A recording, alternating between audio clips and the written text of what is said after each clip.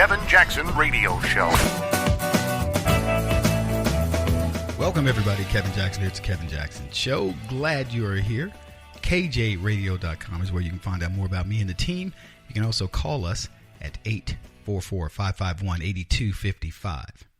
Glad you're here. So I want to begin with a letter, an email we got from Bob.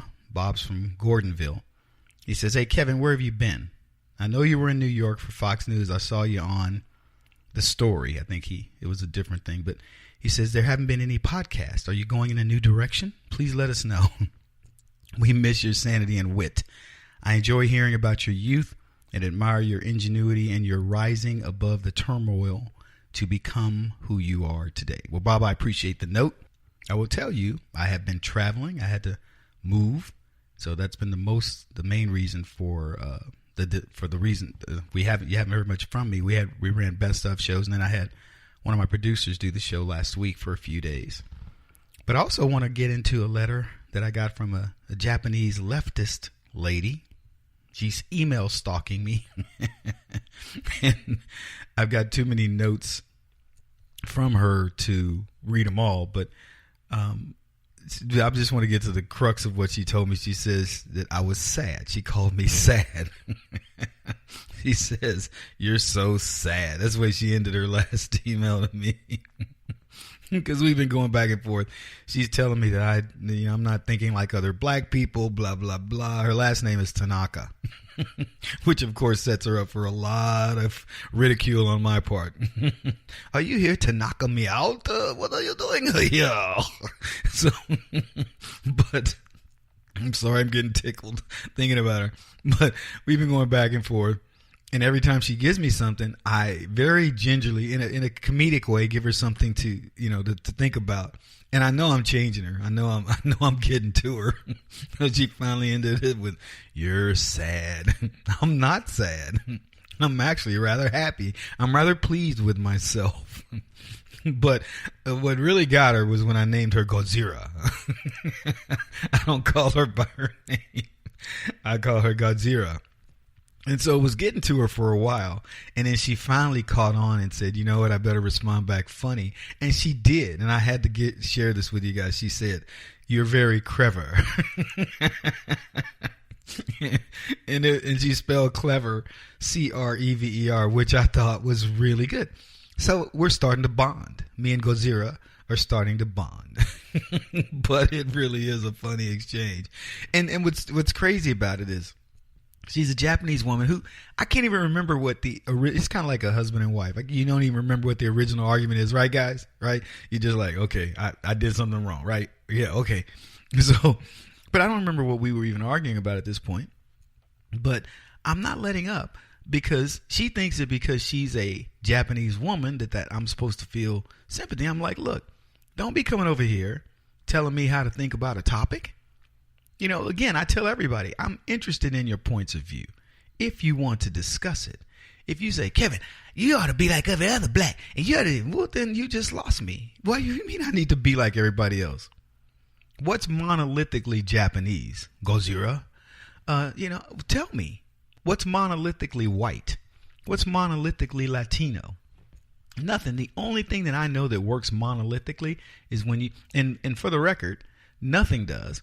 But the closest thing to it is when you start getting into human nature, not black and white and this or that, but poor people, rich people. If you say to me, rich people tend to not care about what they spend, I agree. Poor people tend to watch what they do with their money. I agree. Does it mean 100%? No, but by nature of the beast, that's the way things work out. But man, so look, I love getting mail from you guys and having a good time, but this lady cracked me up, man. Godzilla, Tanaka. And she listens to the program. And that's good. I'm glad she does because she's here to learn. She won't admit that, but she's here to learn. And she should be.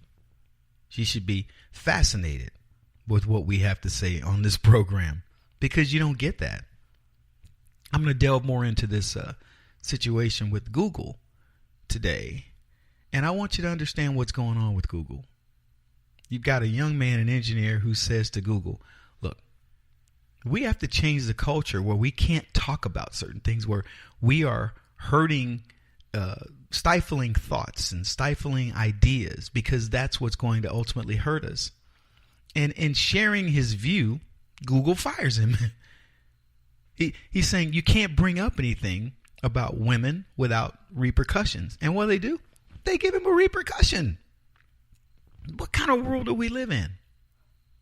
But where women are off limits. What were we talking about? The other day. It was something, I was having a conversation with my sister, and it had something to do with women.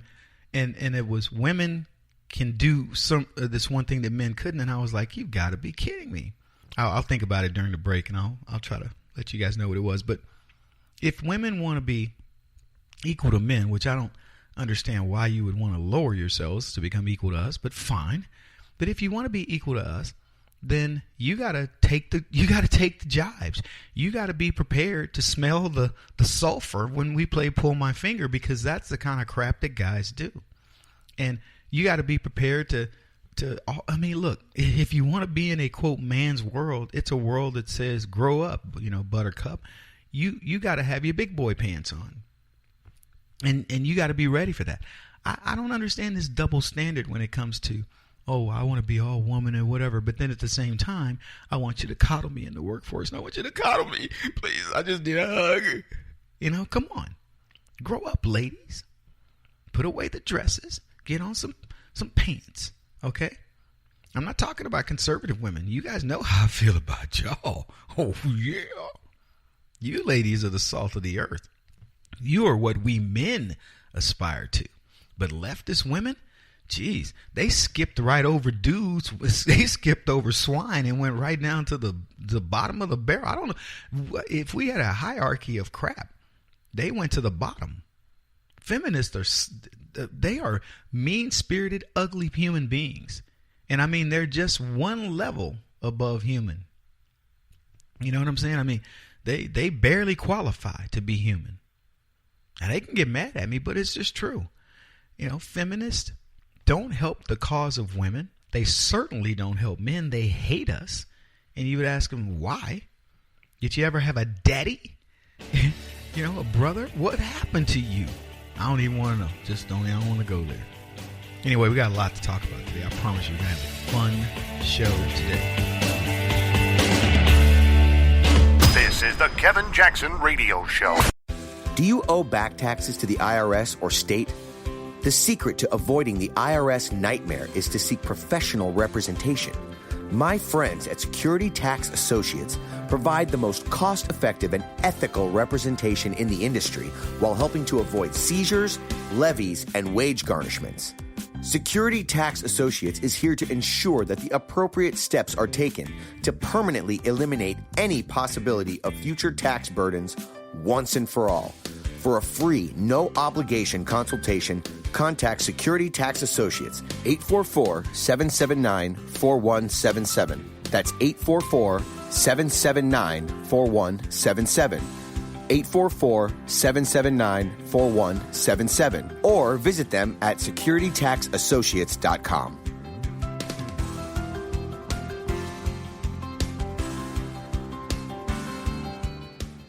Beth Cook Moranville, author of Closer Than Your Breath, a book of hope. Hope, that wonderful, wonderful 4-letter word that you may feel completely out of. I wrote this book to give you great hope. It's not too late. If fetal position is an all too familiar place for you, I understand. If the next 60 seconds are too long, this book is for you. Wherever you are right now, whether you're dealing with divorce or death or sickness, take hope. You are going to make it through this pain. Don't roll your eyes. I've walked this road and I know it. The best is yet to come. Closer Than Your Breath, a book of hope from author and speaker Beth Cook Moranville, can be found on Amazon.com or Kindle.com. For more information, visit closerthanyourBreath.com or on Facebook at Closer Than Your Breath.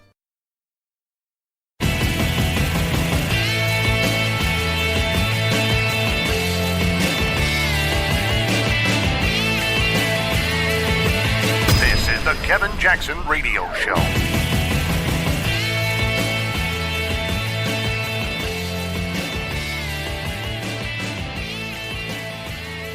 Welcome back, everybody. Kevin Jackson here. I hope you're having a good time. We are swamped.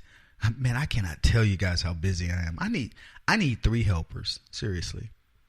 And there are people out there that listen to the program. They want to be involved. Volunteer to help us. And I hope you live in the Phoenix area, particularly Gilbert, because I need a Friday. What do they call them? A girl Friday? I need somebody that can come and sort through all this crap that I have. I need an organizational expert. That's what I need.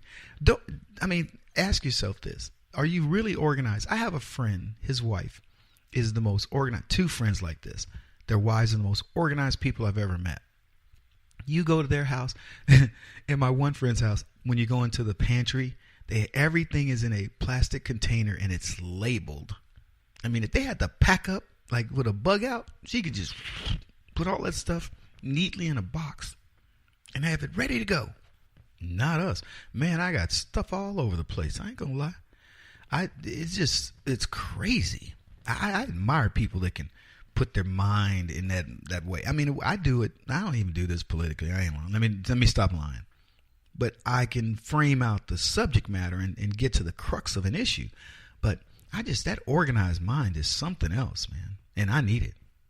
By the way, if you do want to help in any way, the program, you want to help over at the Black Sphere team, theblacksphere.net, you're good with video, and you can do some stuff, and you want to get involved, we'd love to have you. We would love to have you. Hey, I want to talk more about this Google thing, right? So I talked about it the other day. They fired this engineer who writes this treatment. He's like a Jerry Maguire.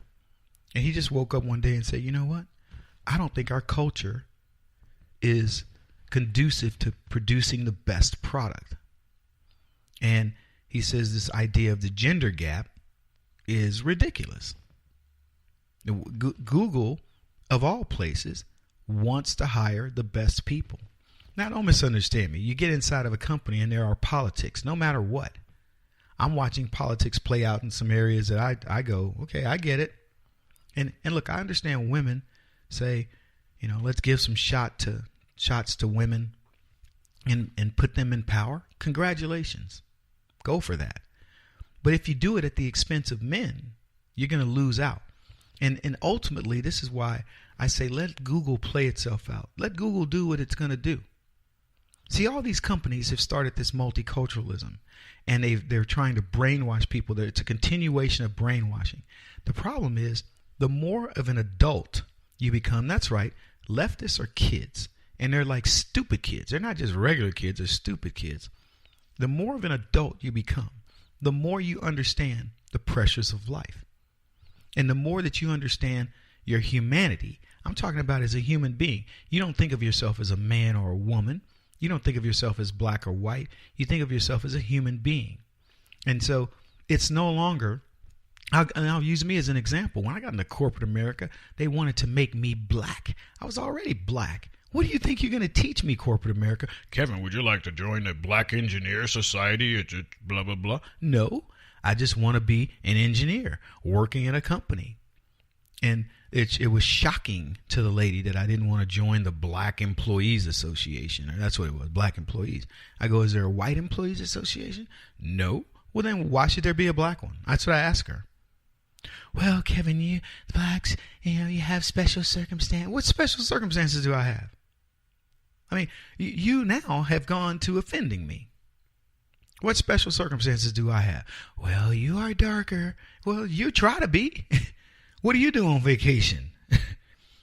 Are you going to go tan on vacation and then join the Black Employees Association? Shut up. Don't talk to me about my special circumstances. I'm a human being, and I come to work as a human being.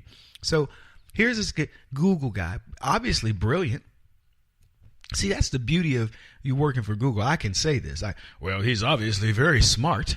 Of course he is. So they have a brilliant software engineer, supposedly a higher up, a guy who can hire and fire. And he makes a comment. There is no gender gap. If you're smart, I want to hire you. I mean, I'm putting words in his mouth, but what do you think? You think some brilliant, black chick, overweight, ugly.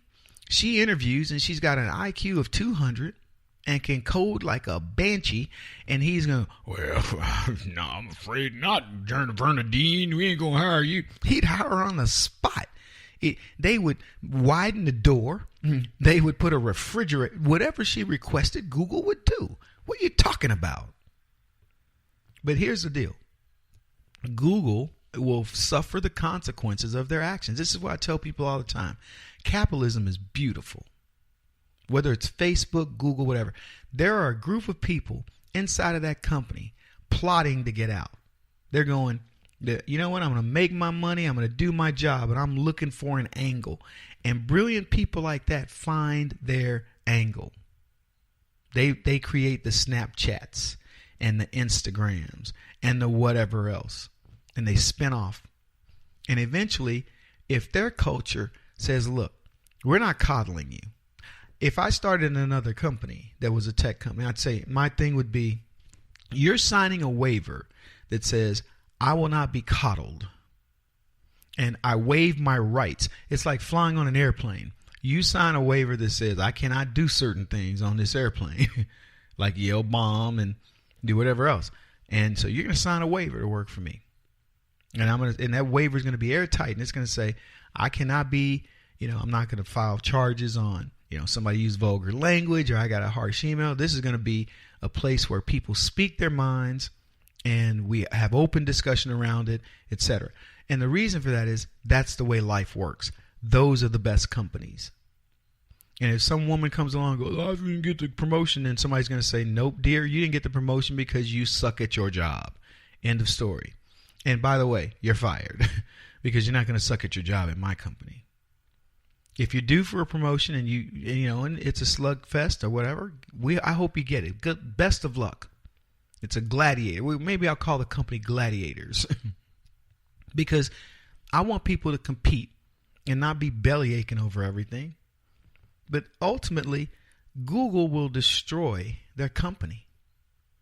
People will no longer want to have their thoughts and ideas stifled, and there to be consequences. Ask yourself this. How many people at Google feel the way that guy felt?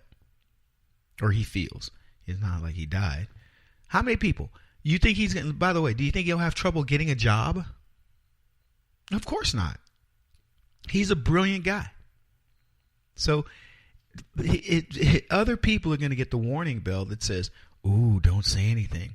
But there's others that are going to go, you know what? That was completely unfair. Google talks about tolerance, yet they don't practice it. They don't give tolerance. They are, in fact, intolerant. And they're going to see the irony of this, and Google will suffer. And so will every other company. Because you know what people are tired of? They're tired of the intolerance of ideas. Our ideas are valid and they're good. And you make yourself better by challenging yourself. You should be challenging yourself every single day. I try to. Short break, folks. Back in a bit.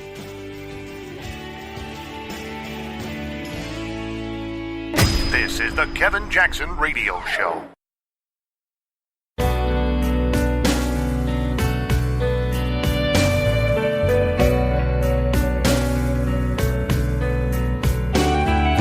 This is the Kevin Jackson Radio Show. Just take a couple of minutes and just share something about 9/11 and Islam. Yes, go ahead. Let me just say again, Sheikh Omar, and he's a coward, and so is Anjem. And it's just like Muhammad was a coward. He had to run away from Mecca when he couldn't have any strength, and he had to get the Jews to strengthen him, actually, in Medina. And the Muslims in 9/11 were cowards. They couldn't fight America. There's no Muslim nation on the face of the earth that even has a chance of fighting the United States head-on in battle. No way. They have to go and attack innocent civilians. And, these verses in the Quran that talk about, like, Surah 8, 65 and 66, hey, Muhammad, rouse the believers to fight. If there's 200, if there's 100 of you, there'll be 200. If there's 100, they'll vanish 1,000 of the unbelievers. Well, obviously the Muslims are cowards. They don't even believe what their own prophet said. And Muslims are stupid, and I hate to say that, but they can't make a plane. They had to steal an American plane to fly it into a building. There's no Muslim nation on the earth that can even build one plane or has built one plane. And, this is the same thing with Muhammad. He thought the sun sets in a murky spring. He had no idea. He thought shooting stars were missiles that God sent against Satan, all kind of ridiculous stuff. Muslims are thieves. They had to steal American planes just to perpetrate such an act. And Muhammad was a thief. He stole from the Jews in Medina. He stole from the Quraysh tribes in his raids when he killed and plundered. Welcome back, everybody. Kevin Jackson here. I love that clip. It's a longer clip. That guy just destroys a Muslim cleric that was arguing, debating him on Islam, etc. Just destroyed him. It was amazing to watch, and to listen to the clip.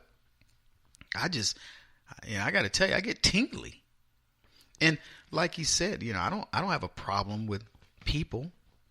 I have a problem with people who want to kill for the sake of killing. And that's what Muslims do, unfortunately.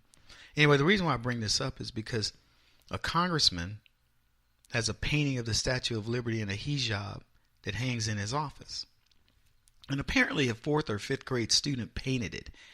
And it's the Statue of Liberty with in a hijab, with the torch lit. And people are having a conniption over. And I was curious, what do you guys think about this?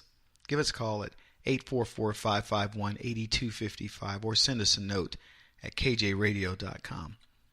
I was torn. I'm not torn in the sense that the Statue of Liberty does not wear a hijab. She does not cover her eyes. She is not Muslim in any way. And but I wasn't offended.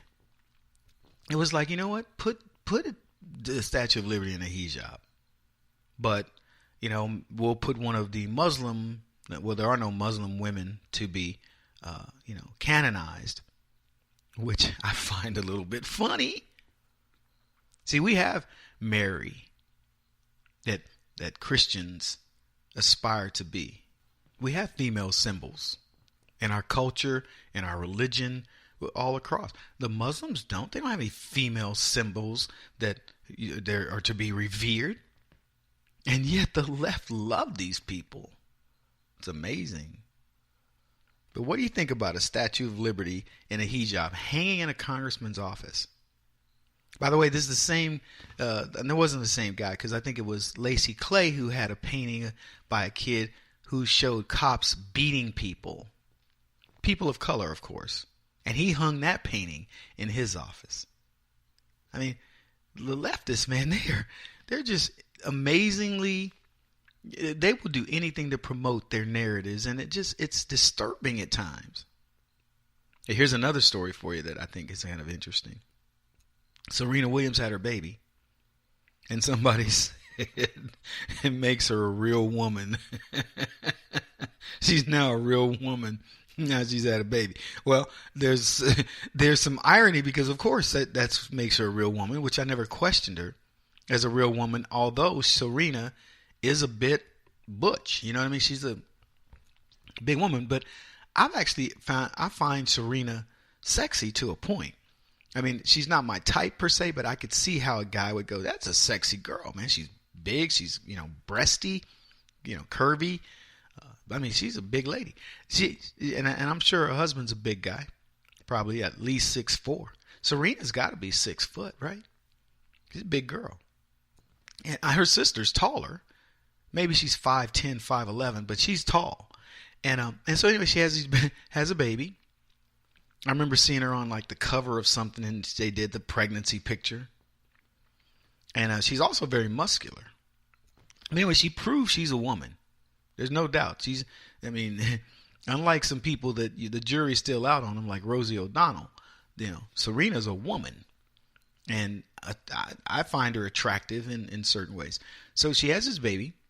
And trouble ensued because somebody was like, it makes her a real woman. And it's like, what are you talking about? You trying to imply something? And people got hot. Twitter lit up over this. What do you mean it makes her a real woman? So then, of course, women get involved. What do you mean? You have to have a baby to be a real woman? And I love topics like this because the left doesn't know how to react. See, I say, somebody says, oh, it makes her a real woman. And you go, I can see the offense of it, because there are many, many women who cannot have babies, and it doesn't imply that you're not a woman if you cannot have a child. Okay? But it sort of does. And that's sort of the crux of the issue. That's why women that can't have babies probably take it harder than most. They don't feel like women. So they can compensate by adopting kids or whatever, but it's not the same. I have a friend, his wife, they wanted to have babies for a long time, and she's all woman. She's a very beautiful lady, and they couldn't. I would never think to myself, oh, I wonder if she's a dude. I wouldn't think that. I feel very, very much sympathy for women who want to have children and can't. So, but there is that angle to it. But there's another angle that's where people are you could go in so many different directions with this. Feminists are upset because they say you don't need to have a baby to be a woman. I don't disagree with that.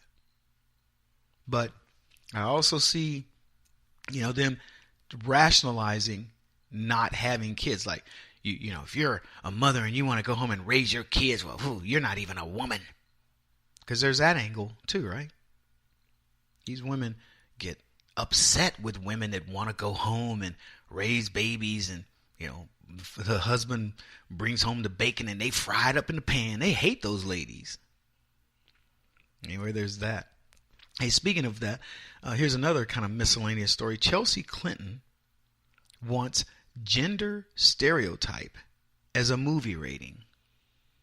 Gender stereotype. Have you heard of such nonsense? So in other words, if you go in and it says, this movie subjugates women to such a degree, so you couldn't make a movie probably like, say, Coyote Ugly. Or, what are the list of movies you couldn't make with gender stereotype? By the way, what about the gender stereotypes of men? You couldn't make any Sylvester Stallone's out of work, right? Because he gender stereotypes men. They're all tough guys, even if they retire. They're all tough guys. The Dolph Lundgrens and the Arnold Schwarzeneggers and people like that. Even Jason Statham, he stereotypes. Who else stereotypes? Oh, so I guess the only movies that could be made are like Lara Croft Tomb Raider. What movies can be made if you don't gender stereotype? Oh, so if you make a movie, and my producer and I are kind of having a conversation here. So if you make a movie where a dude acts like a pansy, like in the movie Mannequin. You remember Mannequin? Where the guy falls in love with a doll, and his sidekick, Meshach Taylor, one of the funniest roles I've ever seen, plays a black gay guy. That's cool. That's not a gender stereotype. Maybe it is, actually. Because it certainly was a stereotype of gays. But I'm just saying, what qualifies and how do you rank? Chelsea Clinton has got too much money and too much time on her hands because she sits around thinking of the most silly stuff. This girl is crazy. I think, honestly, I think Bill and Hillary are embarrassed by Chelsea Clinton. They won't admit it. But come on. Gender stereotype. I just want to see how that plays out. In fact, I'm going to come up with a list of movies. I'm not going to have time during the break, but I'm going to come up with a list of movies where gender stereotypes, or maybe here's what we do. We look at movies and we flip them and say, who would have been a better actress? What actress could have played the role of First Blood, with Sylvester Stallone in First Blood? Who would you have gotten? Meryl Streep? Because that would have been a great role for, because she's kind of matronly. So let Meryl Streep play Rambo. That'll get you like the whatever the top listing is on the gender stereotype scale. Come see Meryl Streep and Rambo. Or what was the cooking show with Meryl Streep played that cooking lady? Let Sylvester Stallone play that role. Then we'll correct all of the gender stereotypes. Kevin Jackson on the Black Sphere Radio Network. Do you owe back taxes to the IRS or state? The secret to avoiding the IRS nightmare is to seek professional representation. My friends at Security Tax Associates provide the most cost-effective and ethical representation in the industry while helping to avoid seizures, levies, and wage garnishments. Security Tax Associates is here to ensure that the appropriate steps are taken to permanently eliminate any possibility of future tax burdens once and for all. For a free, no-obligation consultation, contact Security Tax Associates, 844-779-4177. That's 844-779-4177. 844-779-4177. Or visit them at securitytaxassociates.com.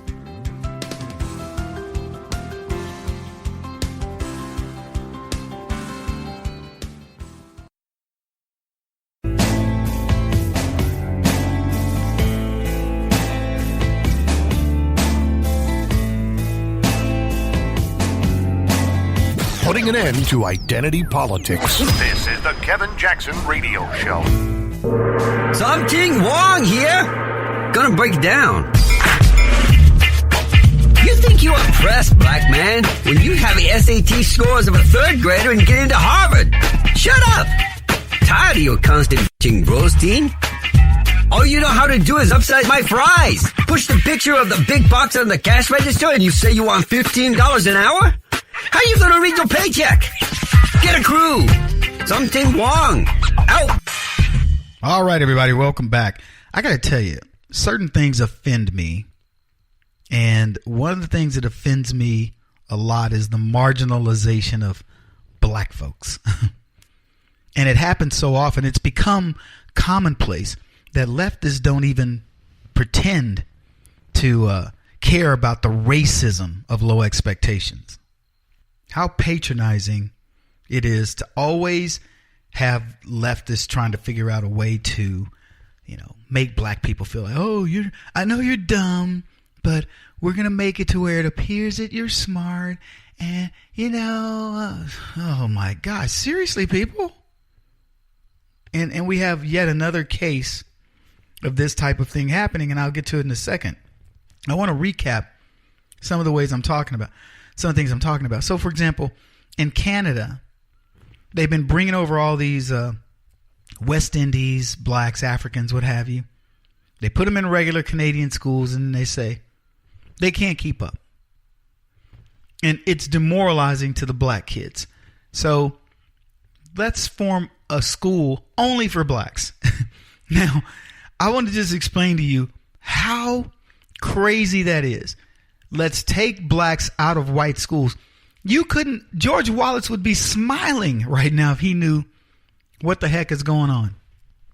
In other words, let's not segregate based on the fact that they're black and white. Let's get them to segregate by showing them how stupid they are.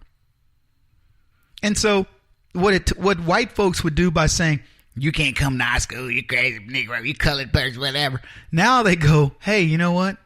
You might not want to be here because it's a different level of competition. And black people go, that's a good idea. We'll just have our own school and the kids will look like they're really smart. And then it'll just be comparing black to black.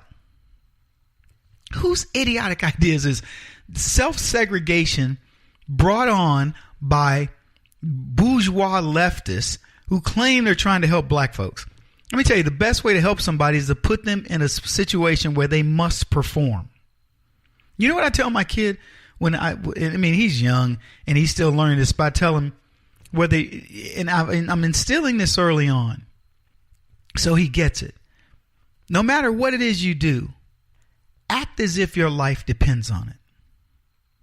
To solve a problem, act as if you don't solve that problem, you die. It could be a math problem. And I want you to, what happens when you act as if something can kill you is you get a confidence that says, no matter what, I must solve this problem.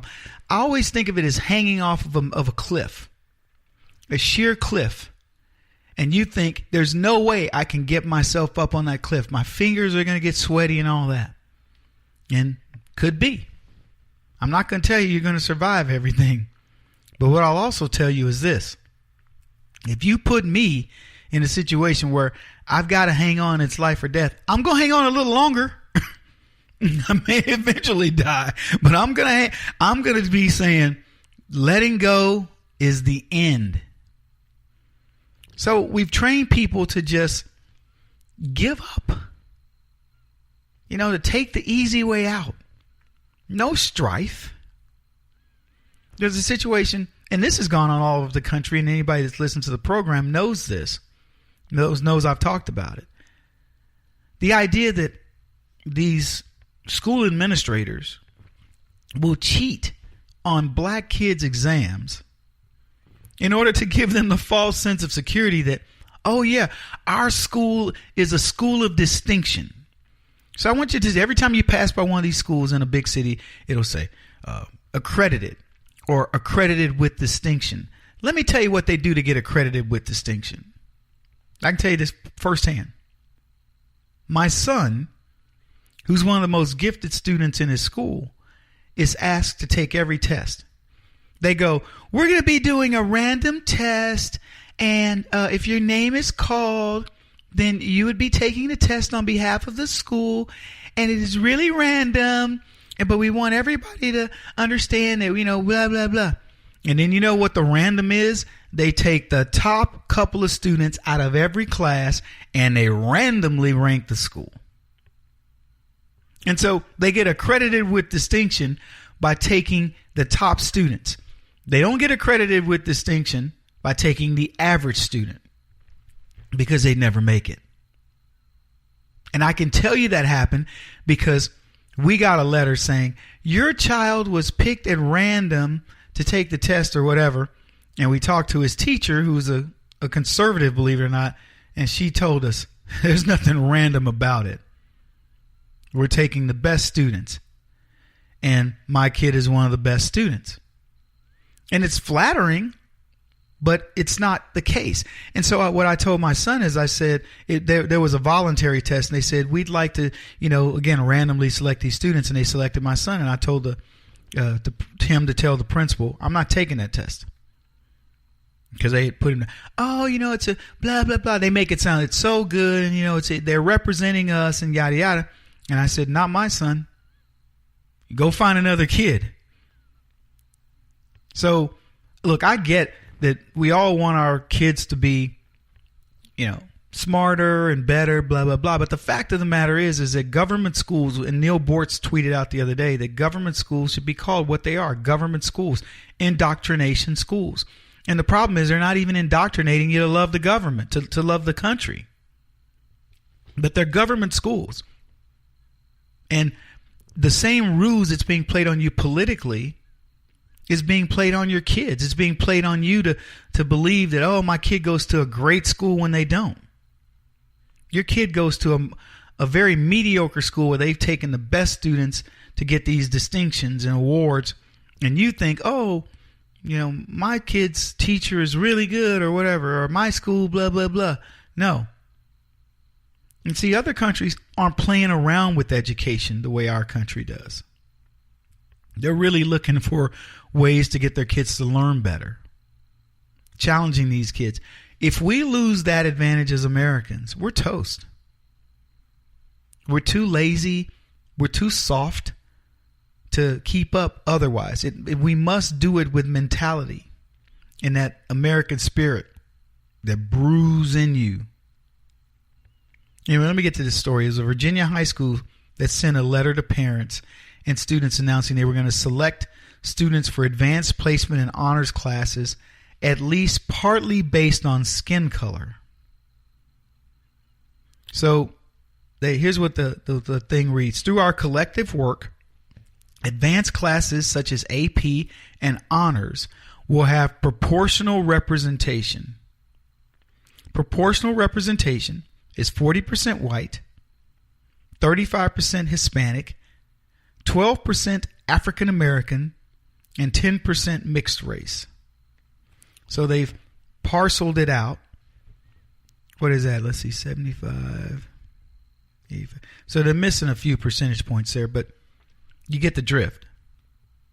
And the letter went on to explain that public schools across the country, quote, continue to see outcomes that are disproportionate by race and social class.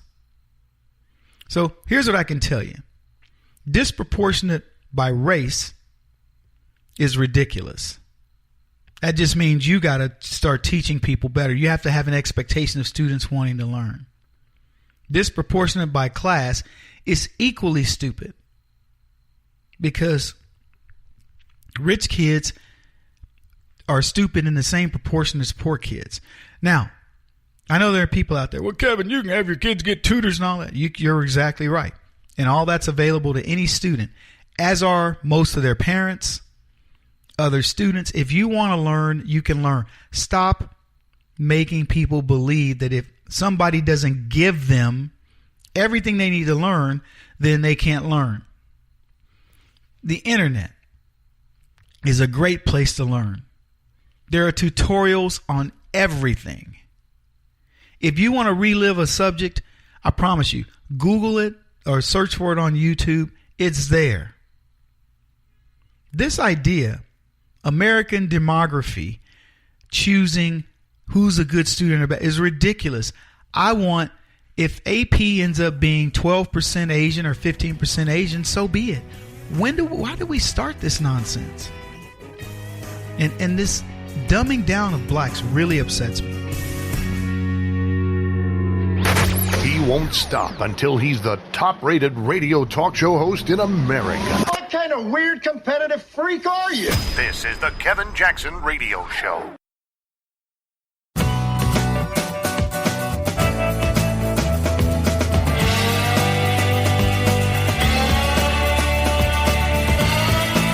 This is the Kevin Jackson Radio Show. This dual track, different set of rules for certain people than for others. It frankly should not matter whether you are running for president or running late to a kid's ball game. The same rules ought to apply to everyone. So let me ask you this. Why do you think it's important to use official email to conduct official business? I believe it's important to do that. I think that certainly every department has chosen to craft the way in which they carry out their business, and it provides for a way of doing business in a secure system. So you use official email to conduct official business? Yes, sir, I do. Okay. Welcome, everybody. Kevin Jackson. It's Kevin Jackson Show. You think Loretta Lynch got herself trapped in a pickle over that? Because that's what everybody's been telling you, but she got a get out of jail free card.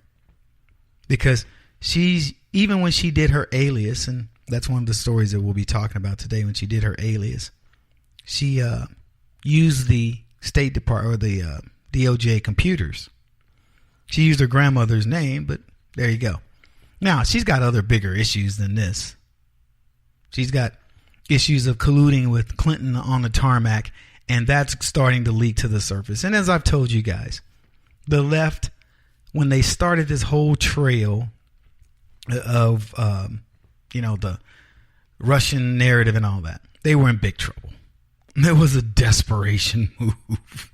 Wow. It was kind of fun to watch. And it hasn't ended, by the way. The desperation is still there. So what did we learn? Lynch, no different than Hillary Clinton, no different than Eric Holder. Here's what the Daily Caller said. Several of Lynch's emails were included in 413 pages of DOJ documents. Judicial Watch asked for these. And the ACLJ. Both groups filed lawsuits. And they wanted to know about this meeting that Lynch had with Bill Clinton at the Phoenix airport on June 27th of last year. She used the pseudonym Elizabeth Carlisle. And she corresponded with DOJ press officials to hammer out talking points in response to media requests about the meeting. So she's colluding within her own DOJ, not using her own name, using Elizabeth Carlisle. And she knew that by this meeting with Bill Clinton, they didn't think this was ever going to get out. I mean, that's what you have to understand. They thought we got away with it. And then when it happened, as opposed to using her own attorney general email, she decided, okay, I'll go to the stealth email. Now, of course, Comey won't see anything wrong with that. Mr. FBI director. So, as most of us suspected, including brain-dead moronic leftist, Lynch was conspiring with the Clintons. And when it was discovered, she conspired to cover it up. She conspired to put a different face on it. Unbelievable. Overseeing a federal investigation as to whether Hillary Clinton mishandled classified information on her private email system. And then she goes dark, undercover with her email. Now, she denied wrongdoing in this meeting with Bill Clinton. It was a serendipitous meeting. It was amazing that we happened to meet at an airport in this unmarked plane. And Bill Clinton went, oh my goodness, there's the attorney general who's overseeing my wife's corruption case. Let me go say hello. Thought they were in the clear. And this meeting got revealed not by Loretta Lynch, not by the Clintons, not by the Justice Department, but by a reporter in Phoenix who was working based on a tip. And you know where the tip came from? It came from an observant guy at the Phoenix airport that said, strangely, I just saw Bill Clinton get off of an airplane and go onto the plane of Loretta Lynch. And a reporter jumped on it. In other words, folks, we may never have known anything about this had it not been for an observant grounds personnel at the airport. Now, the cover-up began once these criminal masterminds understood they'd been found out. So on June 28th, this reporter with Phoenix ABC News affiliate contacted the Justice Department and asked about the meeting. An internal DOJ email showed that the request touched off a mad dash to develop talking points. And that's when Loretta Lynch became Elizabeth Carlisle. Yep. Hosted on the Justice Department system. So she kept it on the DOJ system, but went to a different name. How many other aliases does she have? Do you think if Loretta Lynch had been asked under oath if she had any other email addresses or any other aliases, which she would have answered? I don't think she would have answered truthfully. So she gave an excuse for using that email. She said this: that address was and is known to the individuals who process Freedom of Information Act requests. The practice, similar to using initials or numbers in an email, helps guard against security risk and prevent inundation of mailboxes. That's what her attorney said. I get a lot of junk mail. So occasionally I have to go to a different system. Then why not go to Loretta Lynch 2 or L Lynch or Lynch.Loretta or, something with a number on it so that, Loretta Lynch 44, meaning she's working for the 44th president. Why'd she have to go through all these orchestrations? The aversion to an overflowing email inbox is the defense that Holder used after a pseudonym was revealed last year. Holder used Luau Sindor, which was Kareem Abdul-Jabbar's birth name. Now, if I was Kareem, I would have been mad about that. These people are crooked, folks. Criminazis. And it took social media folks to track down the fact that Loretta Lynch was using an alias. And this is, let me tell you, this should put a shock through the Democrats, given what WikiLeaks exposed prior to during the campaign. The more President Trump does to straighten out the country and expose the crooked nature of politics, the more that these brainiacs, these computer brainiacs, are going to want to help him. And I think that's what you're seeing. Anyway, Lynch lied under oath. I'm curious to see where this shakes out. Folks, we got a great hour of radio coming up. Keep it here. You're listening to The Kevin Jackson Show. This is The Kevin Jackson Radio Show. Do you owe back taxes to the IRS or state? The secret to avoiding the IRS nightmare is to seek professional representation. My friends at Security Tax Associates provide the most cost-effective and ethical representation in the industry while helping to avoid seizures, levies, and wage garnishments.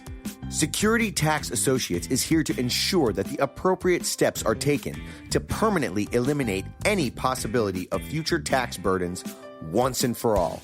For a free, no-obligation consultation, contact Security Tax Associates, 844-779-4177. That's 844-779-4177. 844-779-4177. Or visit them at securitytaxassociates.com.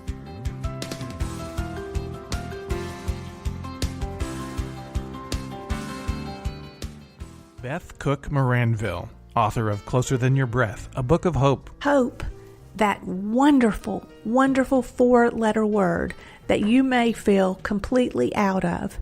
I wrote this book to give you great hope. It's not too late. If fetal position is an all too familiar place for you, I understand. If the next 60 seconds are too long, this book is for you. Wherever you are right now, whether you're dealing with divorce or death or sickness, take hope. You are going to make it through this pain. Don't roll your eyes. I've walked this road and I know it. The best is yet to come. Closer Than Your Breath, a book of hope from author and speaker Beth Cook Moranville, can be found on Amazon.com or Kindle.com. For more information, visit closerthanyourBreath.com or on Facebook at Closer Than Your Breath.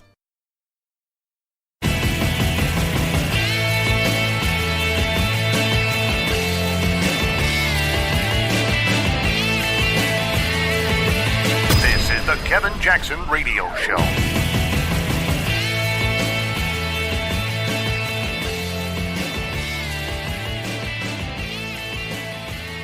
What's up, folks? Kevin Jackson here, KJRadio.com. That's how you can reach us by, internet, email, whatever. And 844-551-8255 if you want to call the show. So I have a question for you. Would you fly in a pilotless plane? Would you fly in a pilotless plane? I wouldn't. You wouldn't either? What about you? No? You might? Anyway, I won't even ride in a riderless car, a driverless car. And that's on the ground. I absolutely, positively would not fly in a pilotless plane. Look, I don't know, and it could be just born of ignorance, right? I don't know enough about flying to say that would be a good thing or a bad thing, given that they fly drones all the time. And they do pretty well. Well, I guess they do. But a pilotless plane, maybe I'm too fearful. There are things I'm very strong on. I have no problem, fighting things like that. But are you kidding me? A pilotless plane? I want a body up there. I want somebody that, you get a wind shear and whew, I don't want the plane to be all, I don't know what to do.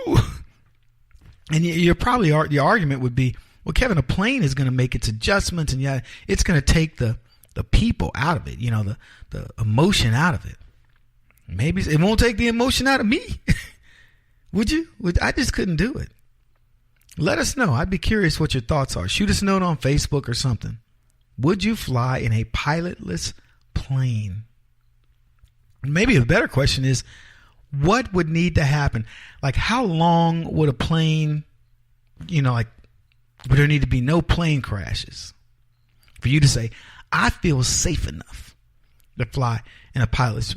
I wouldn't go. I'm just telling you right now, if I had to drive more than to the grocery store, even going to the grocery store, I wouldn't drive in a car that doesn't have a driver. And I know we're going to get to this. I mean, I know the technology exists. We could put things in the street. And I was watching traffic patterns the other day and thinking, man, they could easily put sensors in the street that let you know how many cars are back there. And that way, have you ever seen cars that are just waiting at a turn lane or something and they can't turn because it's illegal? But you're going, why can't they go? They're just idling, wasting gas. You would think that the lefties would say, we want this system revamped in order to, to make sure that all this stuff happens automatically. I could automate traffic stops and make that work brilliantly. And, even write in code that look for parade routes or, funerals. It took into account all kinds of things. I would write the code for that. But it just seems to me silly to sit there and wait. It just doesn't make any sense. But, I don't know. I just have to know somebody's got control of the pedal. Somebody can look around. I don't think computers are there yet. No matter how many sensors you have on that car, you as a computer are an amazing creature. God has made you that way. And you can see things coming in the distance. And, like, for example, what if somebody was running up to shoot you in a car? I know this sounds crazy, but just think about it. I watch enough, crazy shows to believe this. What if somebody's running up to shoot you and you can't get that car to move? And the car's like, well, all traffic patterns look good, Kevin. You better go, car. I'm just saying, I want control. I want to be able to say, you get over there and make it happen. Get me out of here. Would you guys ride in a driverless cars? Maybe you millennials are cool with this stuff. You see it as, oh man, it'd be really cool. See, I watch Total Recall. Some of these other sci-fi shows. Not me, baby. Not gonna happen. Hey, there's another story. It's out there. Trump's propaganda folder. I saw this story. I was like, come on, y'all gotta be kidding. Vice News reported that President Trump is fed daily reports referred to as propaganda documents that serve to please the president and put him in a good mood, is what it says. According to Vice, the documents are assembled by the RNC staffers in conjunction with White House staff and are comprised of positive Trump administration headlines to set the bar for the day's agenda. According to Vice. I don't know. Vice, I know, is kind of a leftist thing, but here's the thing about Trump. Trump doesn't need pep talks. Believe me, folks, I've been dealing with guys like Trump for the better part of my adult life. And he doesn't need a pep talk. You don't need to, hey, President Trump, Kevin Jackson tweeted, you're a rock star. I mean, he's not the type. He would just be like, hey, well, I appreciate it. It's good. He's a good guy. Kevin Jackson's a good guy. But the notion that he, in order to feel good, to start my day off the right way, I need to make sure I'm woo is ridiculous. Propaganda documents. The propaganda is this story. I don't know how many clicks Vice got on this, but seriously? It says this, according to Vice. Oh, no, I read that. So here it is. Vice's Alex Thompson, who wrote the article, said that the packet of documents contains good news and that some in the White House ruefully refer to the packet as the propaganda document. Thompson said that according to sources, the only feedback ever given by Trump about these documents was that it needs to be more effing positive. So he's looking for positive news, positive feedback. Give me some good news because I don't know how well I'm doing. I'm not sure. Maybe people don't like me as much as I think. Maybe the polls are right. Because, Trump, he's got to be very insecure, right? Of course he is. And they said Axelrod joked that if Obama were given something like that, he would have cracked up laughing. And I'm thinking, if Obama had been given something like that, he'd been given the news, the regular news. The guy could never do wrong. He's so dreamy. He's so great. Barack Obama. So, first of all, I don't believe the story. I think it's a lie. But you know what? If it's true, good for Donald Trump. If that's a feedback mechanism, but I'll tell you this, if it is true, it wouldn't be because Donald Trump is seeing it as weakness. He's seeing it as a barometer of how much news am I getting like this. By the way, Why would you call it a propaganda folder if it's real? If Donald Trump is out there and he's the Dow's at record high, our credit rating is improving, our GDP has gone through the roof, unemployment at an all-time low. It's not propaganda, it's legit. But leftists pose these discussions around, oh, it's got to be terrible. If he's doing that, he's saying, hey, can you give me some true news for a change to wake up to in the morning as opposed to the fake news so we can be ready to go to battle? Short break.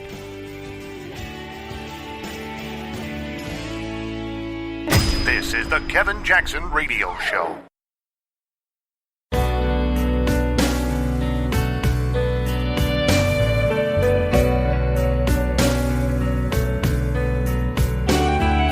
This is the Kevin Jackson Radio Show. That's what killed me when Bruce became Caitlyn. That was like a national news story, at a ridiculous level. I miss that guy. I miss him already. He should have told us. He should have given us a chance to say goodbye. I watched him on the Olympics. I watched him on Chips. I watched him on that horrible show my wife watched where he just walks around in the background. Nobody listened to him. It was so sad. Welcome back, everybody. Kevin Jackson here. I agree with Bill Burr. It is sad. Bruce just up and left abruptly. No notice. I mean, I'm sure there were notice around the people that he was close to. Like, Bruce is a bit strange. And, when he started letting the hair grow, this is during the reality show days, but I'm saying leading up to that, was there anything in the past, 7 years, that would make you say to yourself, Bruce Jenner would become a chick? There's nothing. No warning. Bill Burr, that's who that was. He's hysterical. One of the funniest guys around, comedian-wise. Tells it like it is. And you know what? It's good that we have that kind of comedy. Especially around subjects like this that you really can't talk about anymore. I was watching a episode of the show My Cousin Vinny. I used to write comedy for a guy named Godfather Vinny. Anyway, My Cousin Vinny. And you remember when Marissa Tomei is up there and he says, well, what makes you an expert? And she worked at my father's garage as a mechanic. And he says, as a mechanic? She says, yeah. And then he says, what did you used to do? She says, I did tune-ups, and I think one of the things she says is reworked trannies and stuff like that.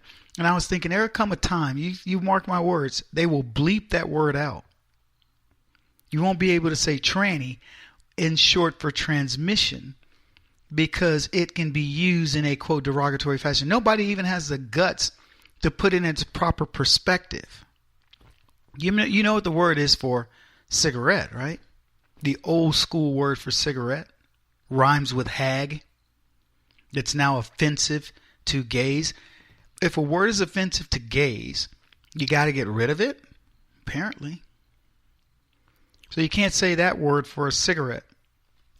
Pretty soon, and I heard this. I heard if we put the word tranny in a blog post, Facebook censors it, Google censors it, etc., and they mark it way down in the rankings. They won't show it. It's ridiculous. You have to write feel-good articles in order for those guys to say everything's okay. Anyway, that's not what I want to talk about. I want to talk about what Caitlyn Jenner is up to. Because Bruce turned Caitlyn has made a lot of bold moves in his or her lifetime, but none of them as bold as the move that I'm about to share with you. You see, forget that the epitome of manhood in the 80s has now turned into a woman. And I want you to go with me on this because Bill Burr, the clip that we let in with, sort of illustrates what I'm about to say, which is how many man crushes were destroyed when Bruce turned into Caitlyn. I mean, you know anybody that was like, what? You got to be kidding. Look, I'll put it to you this way. There's hardly a guy on the planet that grew up during that time that didn't think Bruce Jenner was like, whoa, this is It wasn't like, not in some gay kind of way, but just like, all the guys wanted to be him kind of thing. He was a guy you went, now that's the dude that gets all the girls in college. The guys want to be, invite him to every party, and nobody wants to, put something in his drink so they can beat the crap out of him. I mean, that's the guy you wanted to be. Bruce. So I don't know how many man crushes were destroyed, but how many guys who spoke of Bruce Jenner's prowess and, and all the things that I just described now need therapy because they're wondering, is there some latent thing that they would see in Caitlyn when they thought of Bruce? The man on the Wheaties box.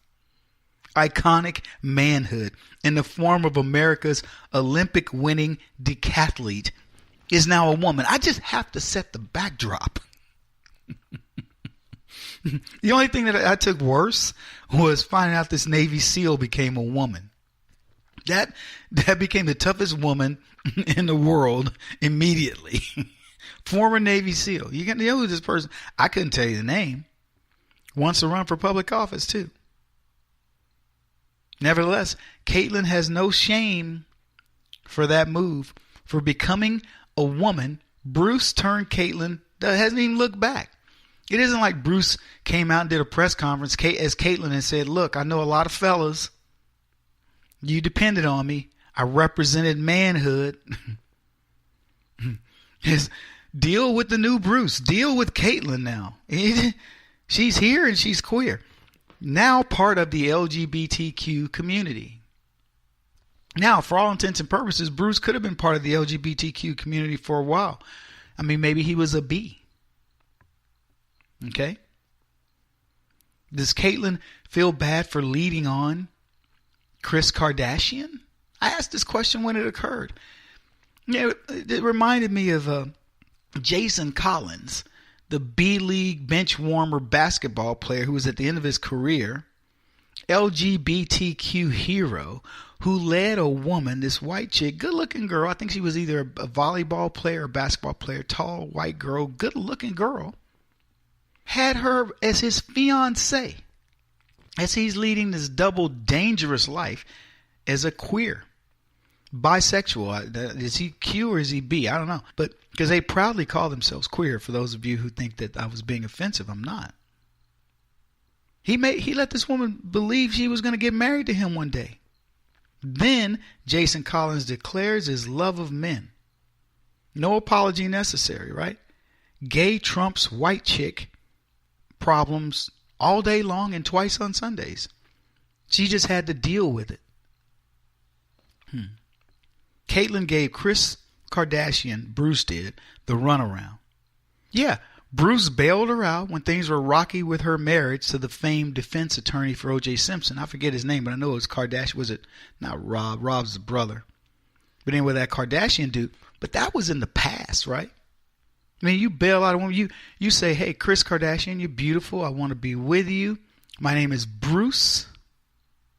You go to her husband and say, everything's cool, man. I got this. I'll take care of the family. He's like, okay. But I don't think if Bruce had told Kris Kardashian his real feelings, I think she would have taken a different path and not needed a liquor license. You know what I mean? Of course you do. But don't expect Caitlyn to apologize for that because, see, there are bigger fish to fry in the life of Caitlyn Jenner. And Caitlyn had a fish fry-a-palooza recently when she was spotted in a Make America Great Again hat. Driving in some little sports car. Caitlyn has this hat on, cruising down the way. And the word got out, the picture got out with Caitlyn driving this little car with this Make America Great Again hat. And the wrath of the LGBT community came hard and fast. Because how dare a trans support whomever they wish? The LGBTQ community has to be kept in check, just like black folks. And they will go after Caitlyn if she steps out of line. So Caitlyn issues an apology. Said she didn't know what she was thinking. And I want to read you this from the Daily Caller. Pictures of the transgender spokesman came out on Thursday sporting a fire engine red hat as he drove from his home in Malibu, California. So paparazzi caught him. He was going to the Sherwood Country Club for a round of golf. Jenner told TMZ he rummaged quickly through his things to find a hat to keep his hair from blowing all over the place while riding in his convertible. Said no dude ever. Anyway, he didn't realize that he'd chosen the hat with President Trump's slogan on it. So, oh my gosh, I chose the wrong hat. They said Jenner even headed into a Starbucks after the golf match, still wearing the hat. Then he formally apologized to friends and the public during an interview with TMZ and said he couldn't believe what he had done. I apologize to all the trans community. I made a mistake. We'll never do it again, and I'm getting rid of the hat. It appears Bruce Caitlin doesn't know who he is. It's comical, folks, to think that of all the dramatic, outrageous stunts that Jenner has pulled in his or her life, however you want to look at it, it's the wearing of a Make America Great Again hat that has him the most embarrassed. So I'd ask Jenner, when does the LGBTQ trump country? Make America Great Again offends the LGBTQ? I suggest Make Syria Great Again might make Caitlin and other LGBTQ feel more free, huh? The America where Bruce can be a freak named Caitlin is a pretty remarkable country, folks. And I dare Caitlin to take her act to the Middle East and see how well she fares. Kevin Jackson on the Black Sphere Radio Network. Do you owe back taxes to the IRS or state? The secret to avoiding the IRS nightmare is to seek professional representation. My friends at Security Tax Associates provide the most cost-effective and ethical representation in the industry while helping to avoid seizures, levies, and wage garnishments. Security Tax Associates is here to ensure that the appropriate steps are taken to permanently eliminate any possibility of future tax burdens once and for all. For a free, no-obligation consultation, contact Security Tax Associates, 844-779-4177. That's 844-779-4177. 844-779-4177. Or visit them at securitytaxassociates.com.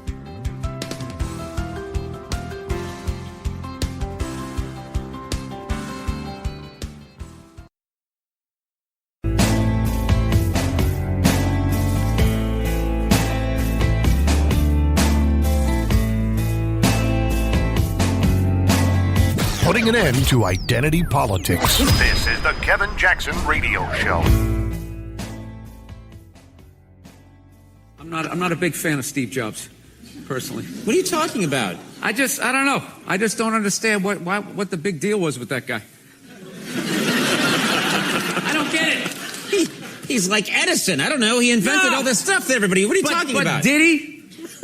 Did he sit down and I'm going to invent the iPhone and just sat there soldering, possibly welding, right? Didn't he have a crew of guys helping him out? Sure, maybe he did. So why, when he went to those nerd fests, didn't he have a chorus of scientists behind him who helped him out too?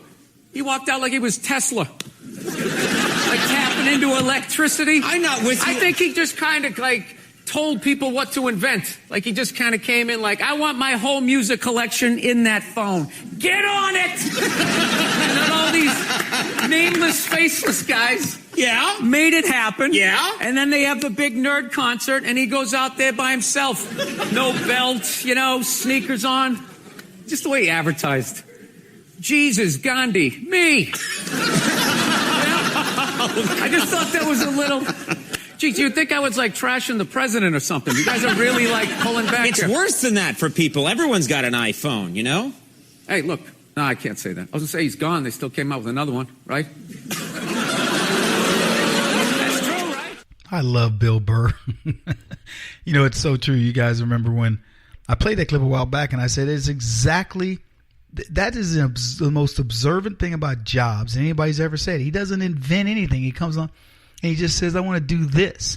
And people go, that's an amazing thing. And for all intents and purposes, any dopehead could come along and go, man, I like if you could put doo-doo in a little bag and then consolidate it, and it's like a pill, and then you never have to go to the bathroom again.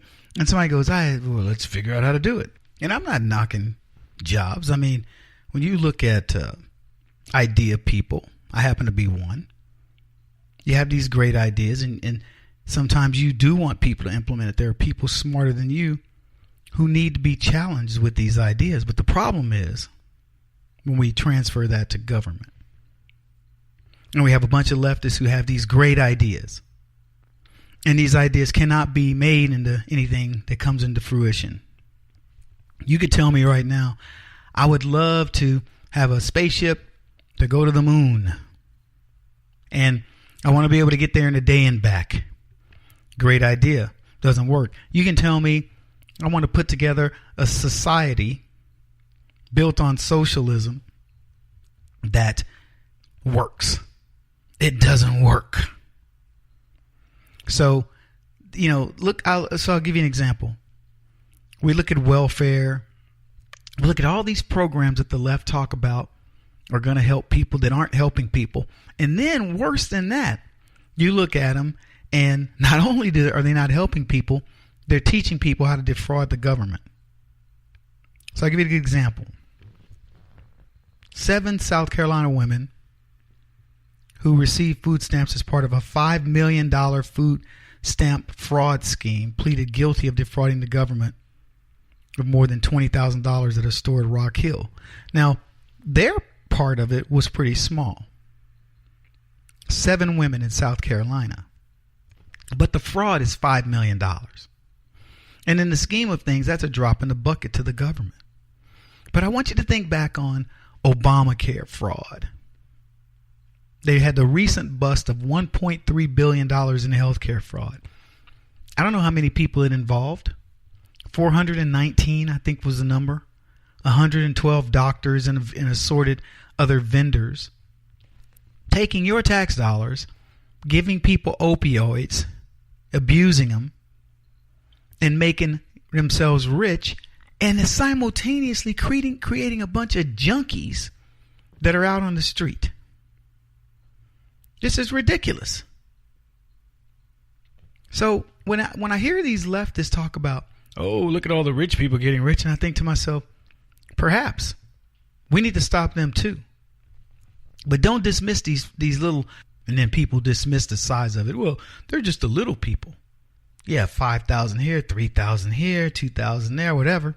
But there are thousands, if not millions, of people doing this every single day. They aren't getting caught, and the ones that do get caught are rarely prosecuted. And so what you find out is, this is where the dollars are going. This is where the fraud is occurring. Now, some people go, well, Kevin, that's the dirty underbelly of government, and unfortunately, it keeps people working. That's a job for some people. Really, that's your excuse? Go get a real job. But what I'm getting at is, I look at these people that think they've got these great ideas. Obamacare, it's a great idea. No, it isn't. It's an idea that is killing people. They think that putting more people on food stamps is a great idea. Oh, we added 16 million people to the food stamp bill. It's a great idea. No, you didn't. You created more people who are defrauding hardworking Americans. Look, folks, it's tough enough. I don't know how you feel about it. It's tough to keep the lights on, a roof over your head. And so we've got this going. I'll give you another one. Michelle Obama says, we can launch our food lunch program and everything will be good. Well, she did. She launched her food lunch program. And she used a guy named David Binkle. He was a pioneer among school nutrition advocates. And they wanted him to use produce and meats by local growers to reduce the number of fatty meals that got served in schools.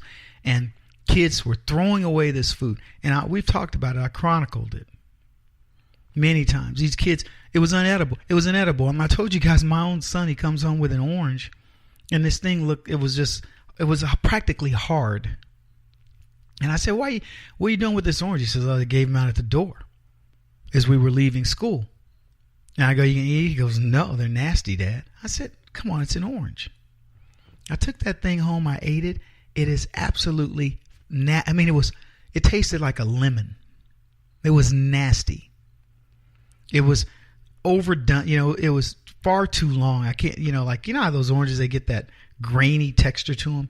That's the way it was. It was like it had no juice, like vampires had sucked the juice out of it. Is that what they call a blood orange? Anyway, it sucked the juice out of this thing. And they can't give them away. Kids are throwing these things away. So as opposed to throwing them away, they'd say, oh, we'll give them to the kids as they leave school. They leave school, then they throw them away.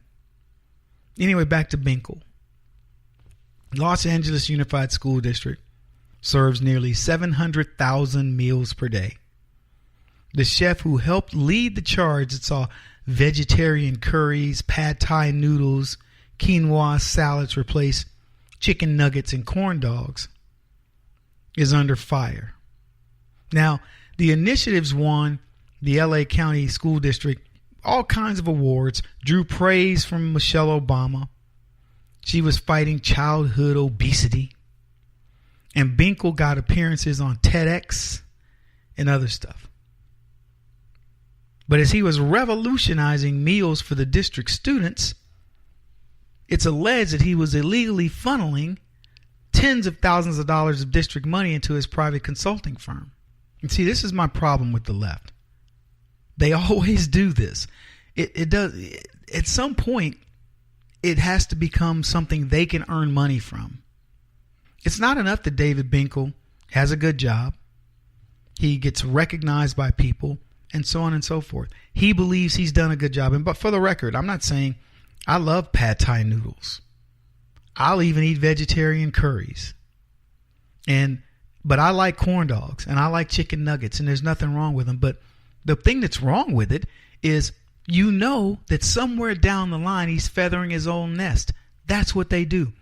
Everybody in the left is a politician of sorts. There are no people that just do their jobs. Just go out there and say, I'm the food chef or whatever, the food czar for LA County. Bada bing, bada boom. They can't just do that.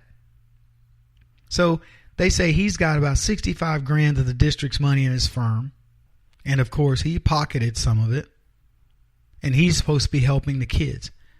I'll tell you this. You go to any major metropolitan school district in the country, and you'll find more fraud and more waste than in practically any legitimate business, especially one the size of like in LA County. Dallas County, I told you guys about one of the big scandals that happened there.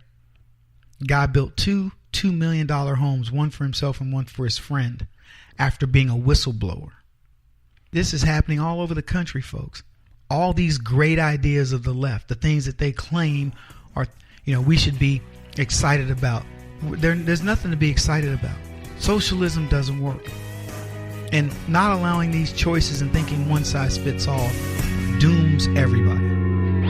He won't stop until he's the top-rated radio talk show host in America. What kind of weird competitive freak are you? This is the Kevin Jackson Radio Show.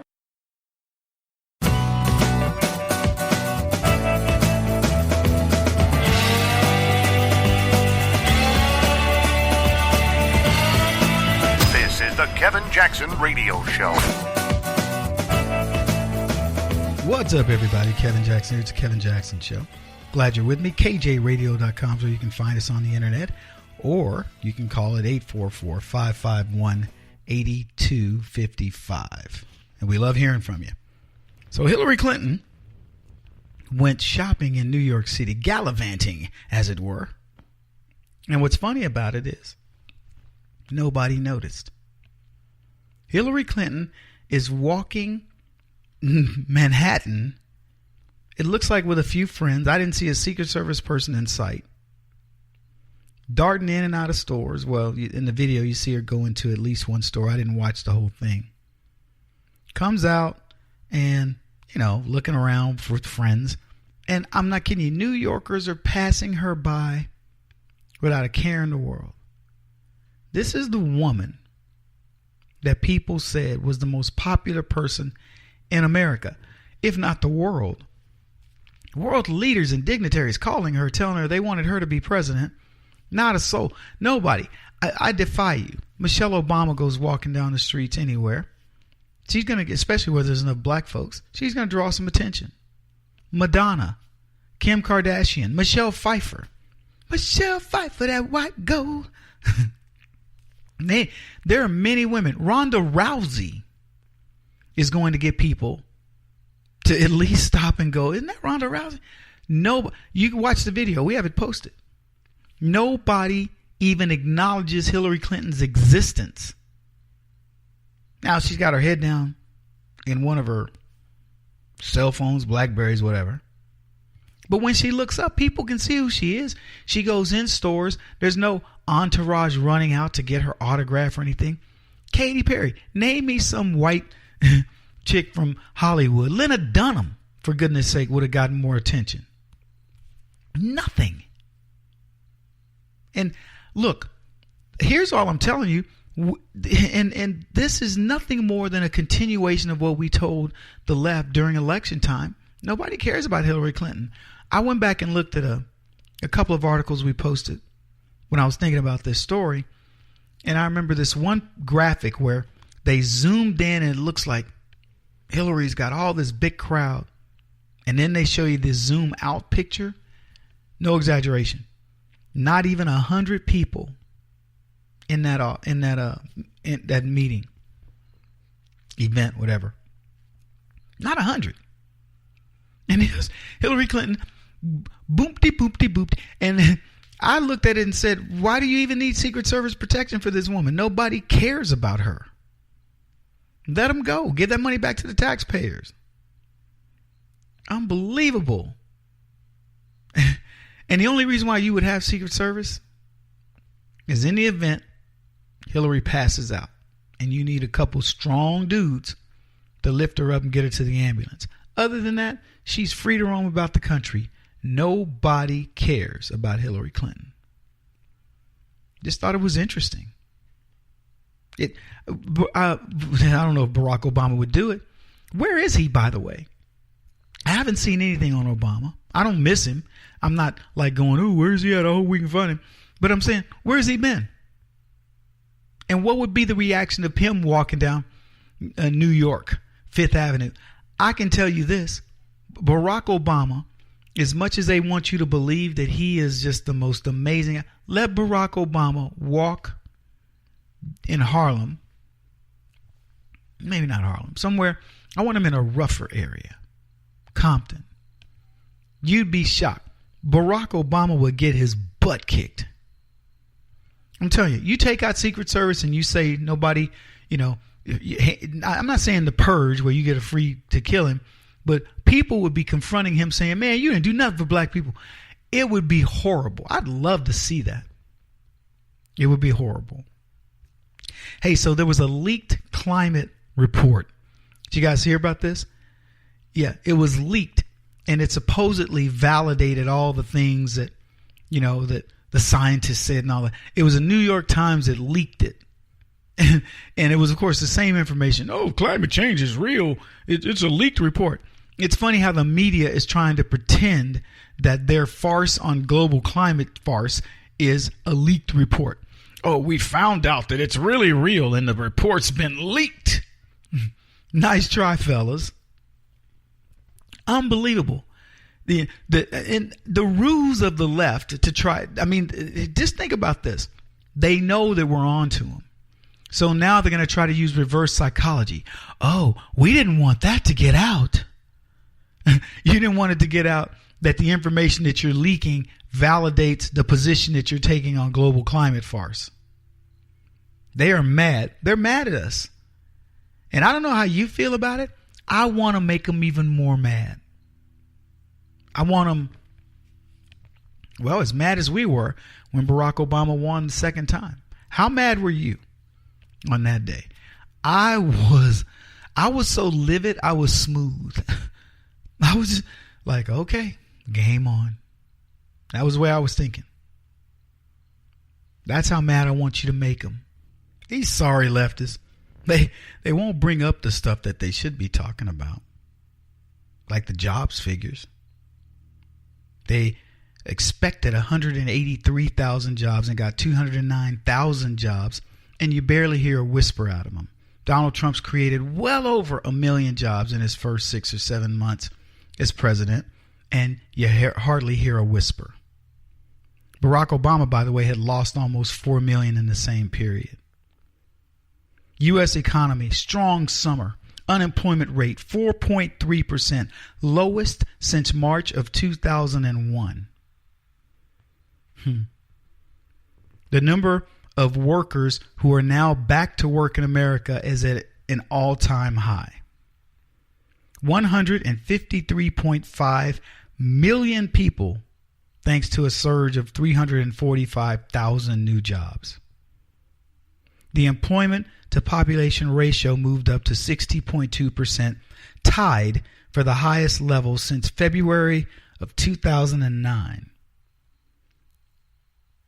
Stock market futures, positive, out the wazoo. We've talked about this. How much of this do we need to discuss before the left finally says, you know what? Things seem to be working. I'll put it to you this way. If these were the statistics that Barack Obama was having in his first 6 months in office, I'd be silent on him. I'd say, we got to let this guy continue what he's doing. Something's working. But nope, that's not what the left does. Anyway, we got a lot to talk about, folks. We'll be back in just a minute. This is the Kevin Jackson Radio Show. Do you owe back taxes to the IRS or state? The secret to avoiding the IRS nightmare is to seek professional representation. My friends at Security Tax Associates provide the most cost-effective and ethical representation in the industry while helping to avoid seizures, levies, and wage garnishments.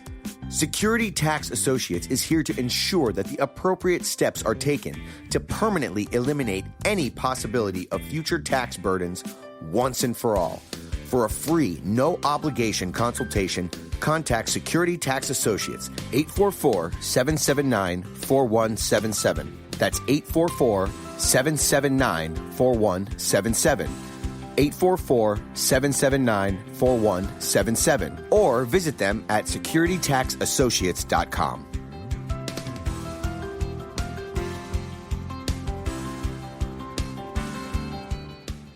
Beth Cook Moranville, author of Closer Than Your Breath, a book of hope. Hope, that wonderful, wonderful 4-letter word that you may feel completely out of. I wrote this book to give you great hope. It's not too late. If fetal position is an all too familiar place for you, I understand. If the next 60 seconds are too long, this book is for you. Wherever you are right now, whether you're dealing with divorce or death or sickness, take hope. You are going to make it through this pain. Don't roll your eyes. I've walked this road and I know it. The best is yet to come. Closer Than Your Breath, a book of hope from author and speaker Beth Cook Moranville, can be found on Amazon.com or Kindle.com. For more information, visit closerthanyourBreath.com or on Facebook at Closer Than Your Breath.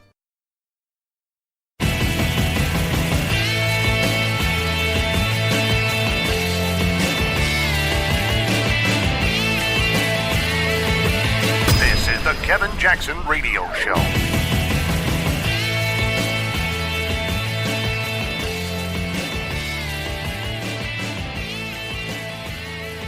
What's up, everybody? Kevin Jackson here. I got to tell you, by the way, welcome to the Kevin Jackson Show. KJRadio.com, 844-551-8255. So, we're getting the new studio set up. I know we got some sound issues. We'll resolve that, so bear with us. Lots going on. I'm still tired. I'm not going to lie to you. 3 days of just the most horrendous. I mean, I lifted more weights in the last 3 days than I've done probably in the last year. It's been crazy getting furniture moved and stuff like that, and still got a lot to do in St. Louis and around the and then I've got a trip in between with a good friend of mine who is invited me to go on a fishing trip. And so I got to get Brett to do some shows next week. And then I've got to probably do a best of here because I'm not sure exactly the dates I'm going to be back. But it's one of my big benefactors. He's a guy that's kind of like a big brother to me. And he's a very well-known philanthropist to the conservative movement. And he invited me to go fishing with 29 other guys. And the only stipulation was my birth certificate had to have male on it. And I had to represent my birth certificate in showing up. So in other words, I can't be transgendered or anything on this trip. But it's so funny because they asked me for my bio. And long story short, in between all these other big things that are going on, I've got this trip planned. It was in the middle of the busiest time I could even imagine because of just everything going on in my life these days. And then I got to come back and I've got to do some work for Fox that's pretty heavy because of things that are going on up there. So I feel like I'm phoning it in today. And part of the reason is there were so many things going on in the news cycle that I missed. And I don't know what you consider to be the biggest stories that happened over the past week or so. But there are quite a few of them. And I think we've done a pretty good, I'm not going to be too hard on myself. I think we've done a decent job. But I'm telling you, today, I'm just ragged. I've been run ragged. I drove 1,500 miles with my dog. And I must admit, he did really well. That little rascal just laid down in the truck like he was a trucker's dog. And then I had one stretch where he decided he was going to just bomb me. I mean, he was just breaking wind. It was like 180 miles of, oh my God. And the trucks don't have automatic windows. You got to roll down. You got to roll down the glass. And there's a funny story.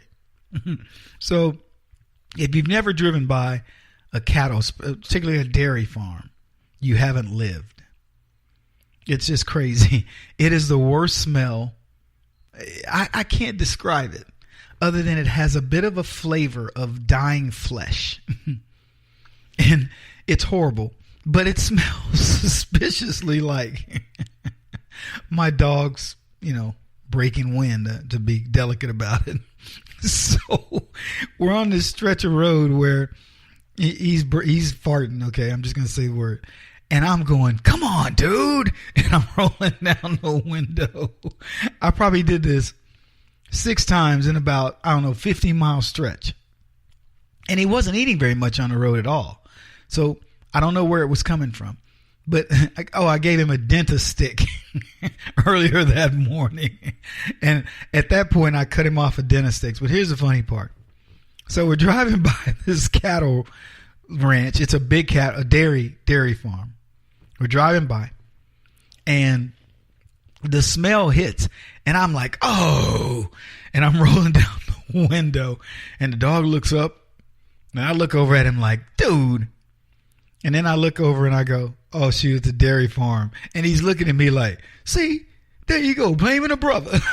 It was so funny to see the look in his eyes like, I didn't do that.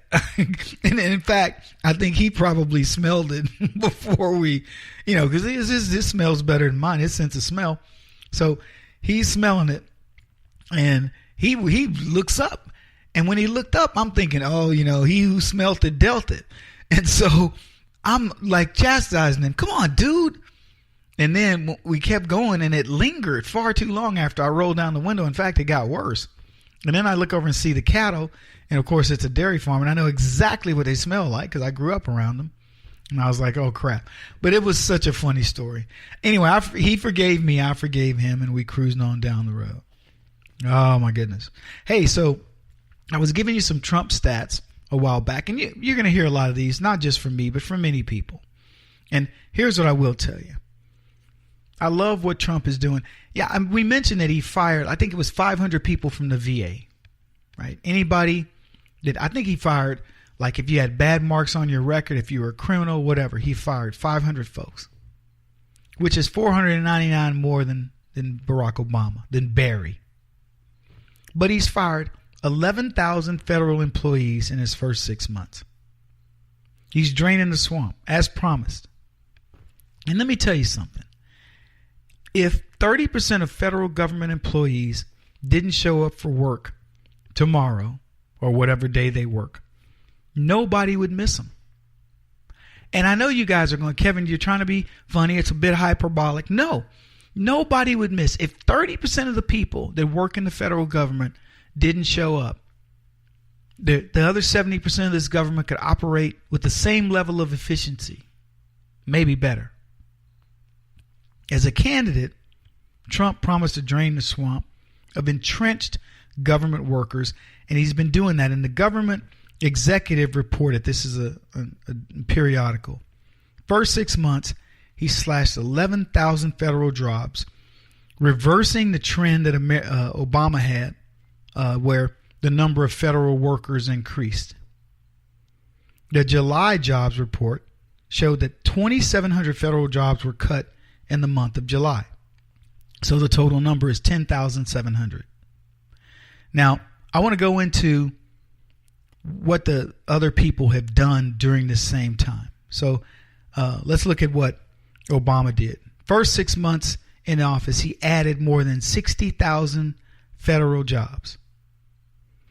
Former President Bush increased the federal workforce by 36,000 jobs in his first 6 months. So I want to contrast that with what Trump is doing. Trump has gone less by almost 11,000 in the first 6 months less. Bush added 36,000. Obama, on top of that, added an additional 60,000. Now, the government has roughly 2.2 million people who work for the government. Largest company in the world, or certainly largest company in America. I think Walmart has 1.2 or 1.5 million employees. But see, this is the right way to do this. I hope that by the end of the year, his first year, Donald Trump has cut the budget by at least, in terms of employees, has cut at least 100,000 people from the government. This is the Kevin Jackson Radio Show.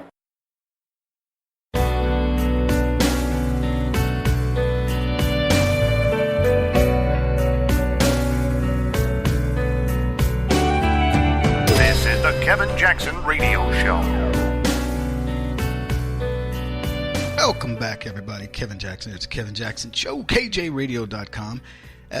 This is a disturbing story I'm about to share with you, and it has to do with the way we've allowed this political correctness around Islam, and particularly Muslim men, to infiltrate our society. And suddenly it's become acceptable for us to not care about how these men think about women, how these men think about infidels, how these men think about other religions and so on. We are supposed to capitulate to them and just say whatever they want, it's fine. And I think it's ridiculous that we're doing this. But such is the way of the world. Such is the way of leftism. And Barack Obama brought this to this country. See, I don't have a problem with Muslims and how they want to live wherever they live. It's whatever they decide to do, what they are. You know, I hate to say it this way, but it's their religion, it's their lives, it's their tradition. I'm not gonna interfere unless somebody there, women in Islam, say we no longer want this. It's none of our business. Some people, it's like the Amish. I'm not going to go to the Amish and say, you people live really strange. Why don't you get a smartphone? You know, why do you revere your men? Or what? You know, it's your religion. And quite frankly, I don't have a problem with their religion saying for the women to revere the men as long as the men have earned it. See, that's the difference with Christianity. A woman is theoretically supposed to be subservient to a man, but the definition of what it requires to be a man is pretty tough. So a woman might rightfully want to submit to that type of a man because he's going to put her first. He's going to put her on a pedestal. And if Islam wants that for women, fine. You know, again, it's their practice. It's their tradition. The problem I have with it is they want everybody to practice it. It's not good enough for us to just say, we're cool with the way you want to live your life as long as you leave us alone. And as long as you, the problem with that, obviously from a constitutional point of view in the United States, is you can't do honor killings, and you can't decide you're going to beat your wife, or you decide you're going to kill her for reasons of honor, or you don't like her anymore. But if it were a religion practiced in its purest sense without all that, who am I to say? The Amish don't care that we live like the Amish. So why should I care what they do as long as it doesn't violate any laws? You get what I'm saying? I would be okay with Islam if it didn't violate any laws of our land. But it does, and there's a reason that it does. It's because it's a cultural difference, and we are never going to make this divide come together. If you want to bring in more Muslims, you're essentially asking for an Israel-Palestinian situation where we are constantly going to be embroiled in battle with a group of people we've ushered in who have decided we want you to capitulate to us. I'm not going to do it. I know most of you don't feel like you want to do it. I don't know what level you're willing to fight for it. I know I am. And let me tell you why. Because a man who was convicted, his name is 37-year-old Badrul Hussein, was heard telling a ticket collector on the Tyne and Wear Metro, all white women are good for one thing, for men like me to blank and use as trash. That is all women like you are worth. Now, this is a Muslim man in London, and he's telling this woman what his thoughts are about her. Saiful Islam, 35, of Newcastle, was jailed for 10 years in January of 2016 for raping a 15-year-old girl in 2011. Yasser Hussein, 28, of Newcastle, was jailed for 2 years in October 2015 for a sex attack and for allowing his premises to be used in the supply of drugs after a jury heard he hosted parties. Muhammad Hassan Ali, 34, of Newcastle, was jailed for 7 years in December of 2015 for sexual activity with a child, supplying cannabis and possession with an intent to supply. Redwan Siddiq, 32, of Newcastle, jailed for 16 months in February for supplying a drug to a 19-year-old in return for sex at his student digs in 2013. Carol Ann Gallen, 22, from Newcastle, 17 at the time, admitted 3 offenses of trafficking girls for the purpose of sexual exploitation. Let me stop there. I want you to understand, folks, the way to get to us is through our kids. And the Muslim community, particularly Muslim men, who subjugate women, who objectify women, who do not care about women, white, black, or otherwise. They don't even care about their own women. Are taking your young ladies, I have sons, but they're taking the young girls and they are tricking them into believing that they are good people. And they're we would say in the vernacular, they're turning them out. And I'm watching this occur and thinking to myself, when do we as a society wake up? Muhammad Azram, 35, of Newcastle, admitted 5 drug offenses, was convicted of 1 count of sexual assault. You can hardly find a Muslim criminal who is not guilty of sexual assault or rape. They may be doing drugs, they may have some other thing, but their crimes will almost always involve sexual assault or rape. Nasir Uddin, 35, of Newcastle, convicted of sexual assault, allowing premises to be used to supply drugs, conspiracy to incite prostitution, and who admitted 4 counts of supplying drugs and 3 of possessing drugs. Abdul Hamid Minoyi, 34, of Newcastle, convicted of rape, sexual assault, pled guilty to supplying drugs. Aisa Musavi, 42, of Newcastle, convicted of 3 counts of rape, 2 of supplying drugs. Let me go back over the ages, okay? We've got a guy who's 35, 28, 32, 35, 45, 35, 34, 42, etc. We're not talking about teenagers. We're talking about grown men who are preying on youngsters. And we're sitting idly by and watching it happen. It's unbelievable. You want some more? Prabhat Nelly, 33, Newcastle, convicted of 2 counts of supplying drugs, conspiracy to incite prostitution. If you're wondering where these girls end up, and by the way, sex trafficking among Arabs is huge. There are more Arab slaves. There are more slaves today than there were in the 1800s in America. And most of the slavery of today is being done in the Arab world. Have you seen these movies? You remember the movie Taken? That was a movie about a guy whose daughter goes to France. A young boy picks him up, says, hey, I'll give you a ride to your hotel, or I'll meet you. We'll go to a party. Send some guys over. I forget what they were, Yugoslavian or something, who knows. And they kidnap him, and they show Arab men bidding on this. Look, let me just explain it this way, folks. Hollywood doesn't have enough, it can't make stuff up.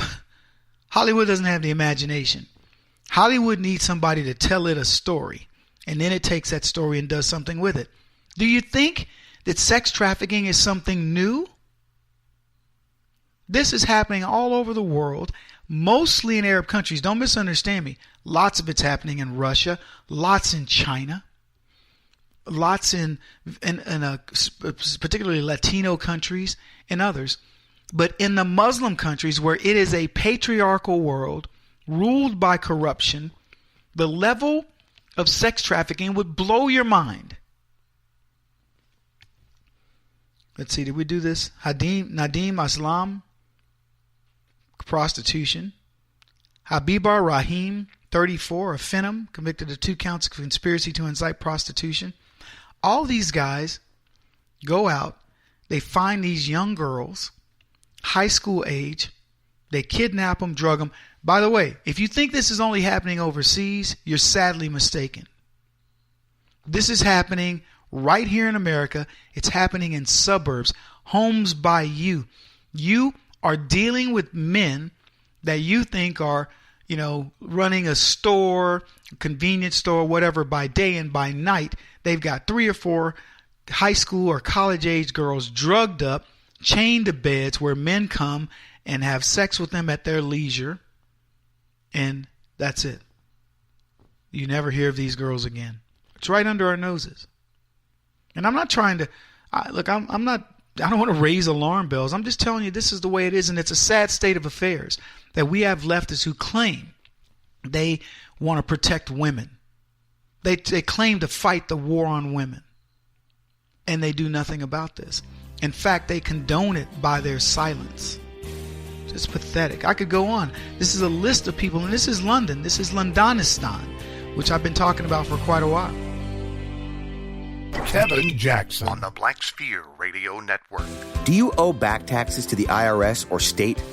The secret to avoiding the IRS nightmare is to seek professional representation.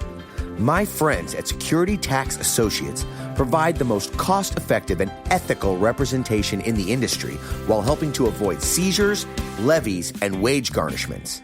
Security Tax Associates is here to ensure that the appropriate steps are taken to permanently eliminate any possibility of future tax burdens once and for all. For a free, no-obligation consultation, contact Security Tax Associates, 844-779-4177. That's 844-779-4177. 844-779-4177. Or visit them at securitytaxassociates.com.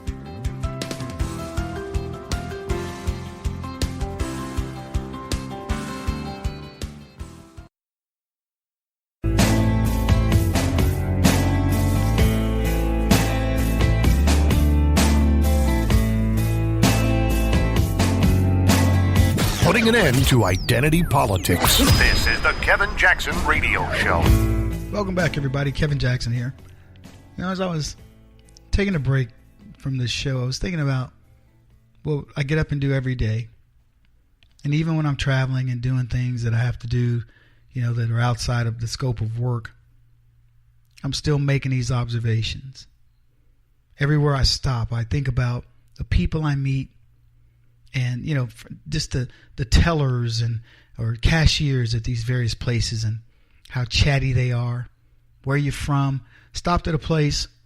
Girl said, my brother just moved from Southern Illinois, and I moved him back in. He's staying with me, and I'm helping him straighten himself out. Apparently he's got a drug problem, maybe meth. I didn't ask. And she said, I got to get him away from this girl that he's with. And she was a, everyday looking little white girl, probably in her early 30s. And I was thinking, good for her, helping her family out. And then a part of me wondered, why are you telling me this story? So I guess she noticed the driver's, the tag on the truck that I rented. And so it made her think about St. Louis or something, Missouri. I don't know. I know eventually I did tell her, I'm, relocating my family to Arizona, even though I've still got my house in St. Louis. And I've got a lot to do on that. And obviously we'll be going back and forth and doing a bunch of other stuff. But nice girl that didn't look at me any other way than just a guy who's looked road weary. And because I asked her, how fresh is the coffee? And then I said, oh, by the way, do you have a machine? She said, yeah, right here. And it was it wasn't in a normal area. That's why I had to ask her. And talking to truckers, I'd have to take my dog out so he could use the bathroom. And a Mexican guy pulls up in a truck. I believe I was in New Mexico, maybe. And he sees my dog and he says, oh man, it's a beautiful dog. I said, I appreciate that. He says, I just lost mine. And I said, man, I'm really sorry for that. And I'm not kidding you. You guys think I'm joking. He stayed there 10 minutes telling me about dogs and his dog and trying to get a dog for his kid. And he had just gotten a new one, but he had to go pick it up. And I finally had to go in because I had to use the bathroom and let my dog use the bathroom. And I usually put him on a pole. And I said, hey, man, I really got to run, but good luck with the dog, etc. But the number of people that chatted me up about my dog. Stopped at one place to get diesel and DEF, which is a fuel additive that goes with big trucks. And I put my dog on a pole. Thought he might make a little extra change, stripping.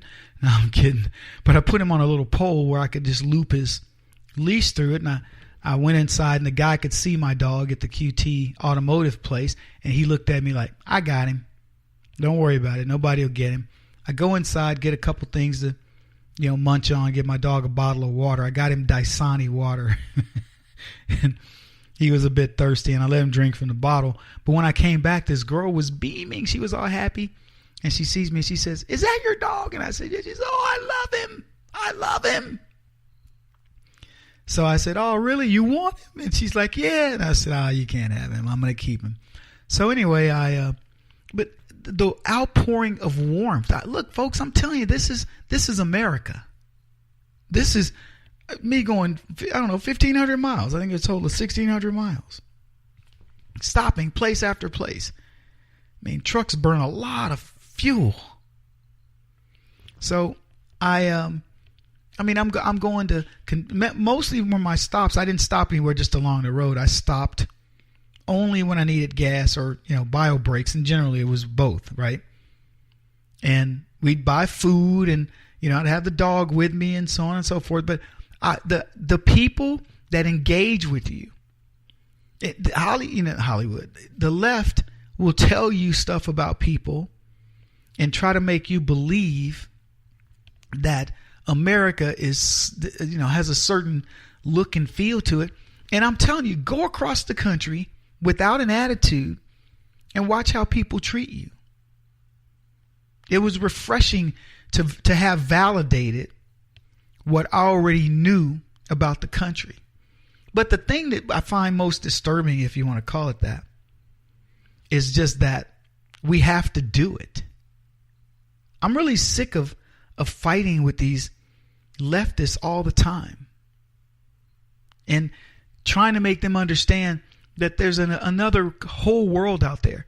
I cannot tell you the difference between these city dwellers and these people in small town America who are so happy to have somebody come by and just listen to an issue like her brother, the girl talking about her brother. And I could give you 5 other instances of stories that were sitting and talking to people, waiting on food, waiting on the fuel to come in. Guy comes out a trucker and he's got a thing that says, boobs make me smile. We made eye contact. He says, "That your dog?" I said, "Yeah." And he goes, "He's a beautiful dog." And he was, as he was getting in his truck, he says, "Hey." And I looked up and he showed me his sticker, is a bumper sticker. It said, "Boobs make me smile." And he goes, "Had to get it." Oh my goodness. And I mean, little things that you don't pay much attention to unless you've learned to become observant. And even the road, just where people are telling you, there's a cop down the road, or, something. We don't have anything wrong with the truck or anything, but, showing acts of kindness. My truck would only get to 40 miles an hour up some of those hills, man. It was like down to the floor, but with such a heavy amount of stuff in the back that it couldn't pull that hill. And I would just be chugging along. But anyway, people would move over or they let me in, things like this. And you got to understand, it's not like I'm used to driving this big old thing. But I guess what I'm trying to say, folks, is when you stop and you pay attention to what's going on in the world, you really notice how great it is, how great America is. It's nothing like the way these people say it. And I so want to get these kids out of the city. I want to have them travel 2 or 3 at a time. Go in a place with a good host and show them Americana. You're traveling down the road, you're watching people out there in farms on their equipment, baling hay, roads being, worked on, your tax dollars at work, which don't even get me talking about the roads. Beat the crap out of my furniture. But yeah, you see all the work that has to go on throughout the day. It's not Wall Street. It's not moving money around. And I'm not saying those guys don't deserve money. I don't think they deserve to make the kind of money they make. But it's guys and girls getting up in the morning and going and doing a job. And you can see the results that day or the next day. It was crazy. I think I told you guys I arrived, met these 2. I didn't meet them, but a friend of mine said, "Hey, there's 2 kids that can help you." Young men, I shouldn't say kids, but probably 20 years old each. And no, actually, one of them is 17 or 18, and the other one was 20.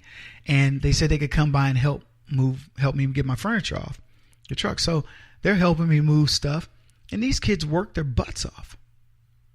They worked their tails off. I mean, it was so refreshing to see that type of work ethic. My little boy, who's 10 years old, he jumps in the truck. He's wanting to help. Everything was too heavy for him for the most part, but he's wanting to help. He's watching these kids. And when it got time to leave, I said, "No, hold on, fellas." I said, "I want to give you something." I'll try to give them money. "Oh, I'm not taking your money. I'm not taking your money, sir." I said, "Yes, you are." I said, "You worked very hard." And I said, "And here's the thing. I want to pay you enough that if I need you to come back, you want to come back." And the one that's in high school, he smiled. And I think I told you guys, it turns out his dad is a huge fan of mine. So I'm relocating part of my family to Arizona. And one of the people that I know here said to me, "Hey, there's a grocery store chain." I don't know the name of it. And they said, the owners of that grocery store chain love you. And they want to meet you while you're here. Let's set it up. Haven't met them, but I'm going to. But it's a change. But here's I guess what I'm trying to say, because we're going to run out of time. Seeing America for what it is heartening, because every day I get up and I have to fight the battle. And it's just, I'm not going to say it's discouraging. I'm going to keep doing it, but it bugs me that I have to get up every day. And you get up every day and you listen to somebody like me and you've got to go to battle. I want you to know, folks, we're winning out there. I'm proud to report that to you, that your efforts pay off. I don't care that the other people don't see that right away. They will eventually, because we're getting the word out. Talk again soon. He won't stop until he's the top-rated radio talk show host in America. What kind of weird competitive freak are you? This is the Kevin Jackson Radio Show.